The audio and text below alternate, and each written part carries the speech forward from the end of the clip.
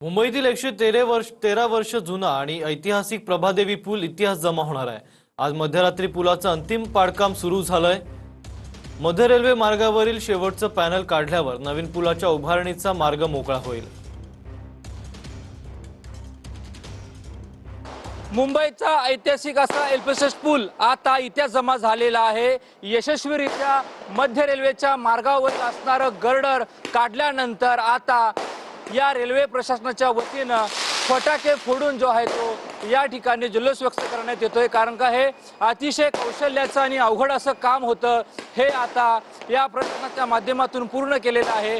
अशा प्रकारे हा क्रेनच्या साहाय्याने, हा भला मोठा क्रेन आहे, या भल्या मोठ्या क्रेनच्या साहाय्याने हा जो गर्डर आहे, हा जो पॅनल आहे तो दुसरा पॅनल आहे। पहिला पॅनल 4च्या सुमारास काढण्यात आला होता, त्यानंतर आता हा दुसरा पॅनल आता काढण्यात येतोय। डबल डेकर असा ब्रिज बांधण्यात येणार असला तर हे महत्त्वाचं काम आता रेल्वे प्रशासनाच्या वतीनं पूर्ण करण्यात आलेलं आहे। कॅमेरामॅन गणेश मोरेसह रणजित इंगळे, TV9 मराठी, मुंबई।